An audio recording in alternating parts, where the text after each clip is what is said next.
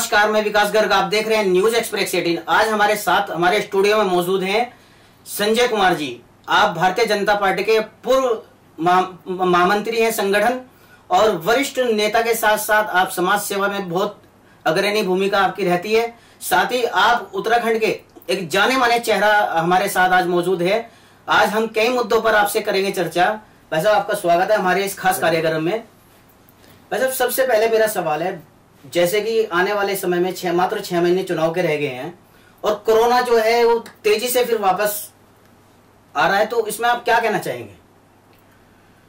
देखिए, कोरोना को विषय लेकर चुनाव आयोग ने निर्णय करना है जी।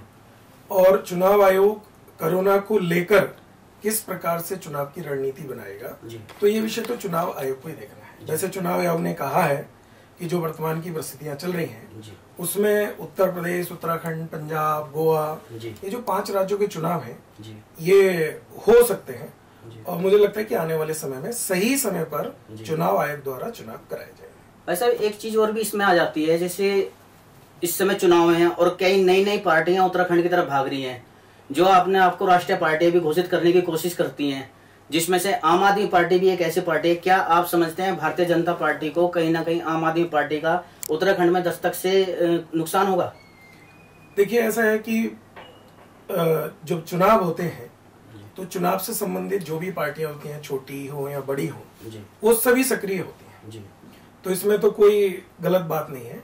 रही बात आम आदमी पार्टी की, तो उत्तराखंड के विषय में मैं गारंटी के साथ आपको कह सकता हूँ कि जो संघर्ष होगा वो भाजपा और कांग्रेस के बीच में ही होगा। आम आदमी पार्टी कौन से स्थान पर आएगी आज के समय में हम कोई भविष्यवाणी नहीं कर सकते, लेकिन हमें लगता है कि आम आदमी पार्टी भी कहीं ना कहीं अपना स्थान जरूर पकड़ बनाएगी, लेकिन जो संघर्ष होगा वो केवल कांग्रेस और भारतीय जनता पार्टी में ही होगा और कोई इसके आसपास नहीं आएगा। जैसे आपने अभी कांग्रेस की बात की, कांग्रेस ने भी अपने चेहरे बदल दिए हैं, अपने मोहरे बदल दिए हैं।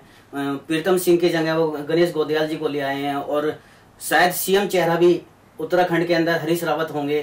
तो क्या आपको लगता है कि हरीश रावत के आने से, सीएम चेहरा बनने से भाजपा को दिक्कतों का सामना करना पड़ेगा? भाजपा को कोई भी दिक्कत नहीं है। कांग्रेस ने तो अभी इतना लंबे समय के बाद संगठन बनाया है, इतना समय उन्हें लगा संगठन बनाने में। भारतीय जनता पार्टी के पास तो पहले से ही संगठन है और एक ऐसा संगठन है जो 24 घंटे सक्रिय रहने वाला संगठन है। इसलिए भारतीय जनता पार्टी को आने वाले चुनावों में किसी भी प्रकार की समस्या नहीं पड़ेगी। रही चेहरे की बात, तो चेहरे की चिंता भी कांग्रेस को ही करनी है। भारतीय जनता पार्टी के पास तो वर्तमान में चेहरा है ही। जैसे उत्तराखंड में स्थानीय मुद्दों की हम बात करें, उत्तराखंड क्रांति दल भी पूरे दल बल के साथ मैदान में उतर चुका है और उन्होंने भी पूरे उत्तराखंड से विधानसभा लड़ने की पूरी तैयारी कर ली है। आप क्या समझते हैं कि उत्तराखंड क्रांति दल से और भाजपा में कुछ है टक्कर, या सिर्फ कांग्रेस और भाजपा की ही टक्कर से ही है? आने वाले चुनाव में टक्कर केवल कांग्रेस और भाजपा की होगी।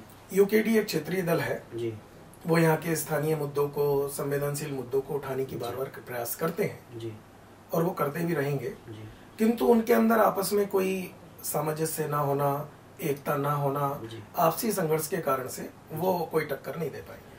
क्या समझते हैं कि आने वाले चुनाव में भाजपा उत्तराखंड के अंदर इस समय जिन सीटों पर है, क्या मौजूदा सीटें वो बनी रहेंगी या इसमें कम होंगी? अगर कम होंगी तो क्या जो अगर क्षेत्रीय पार्टी कुछ अपने विधायक लेके आती तो उनसे समझौता होगा, उनसे साझेदारी के साथ सरकार बनाएगी?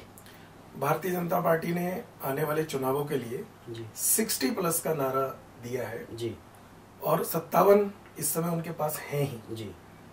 तो जिस प्रकार से एक परीक्षा में मेहनत जो है वो केवल जो फर्स्ट आने वाला स्टूडेंट है उसी को ही करनी होती है। जो सेकंड थर्ड आते हैं उन्हें तो मालूम है कि हम थोड़ा सा भी पढ़ेंगे तो सेकंड थर्ड आ सकते हैं, तो मेहनत फर्स्ट आने वाले को ही करनी पड़ती है। इसलिए भाजपा 60+ उसको लाने का उनका नारा है, इसलिए वो उस हिसाब से मेहनत कर रहे हैं, परिश्रम कर रहे हैं। और मेरा अपना गणित है चुनाव का, उसमें भारतीय जनता पार्टी पूर्ण बहुमत के साथ सत्ता में आएगी, किसी की जरूरत नहीं पड़ेगी। संजय जी, एक सवाल यहाँ ये भी उठता है, जैसे भारतीय जनता पार्टी बार बार चेहरा बदल रही है मुख्यमंत्री का। पहले 4 साल त्रिवेंद्र जी ने निकाले, फिर तीर्थ जी आए, फिर अब धामी जी जो हैं, तो इससे नहीं पार्टी की कहीं ना कहीं छवि धूमिल होने का नहीं लगता कि केंद्र को इस चीज के लिए सोचना चाहिए कि बार बार चेहरे ना बदलें?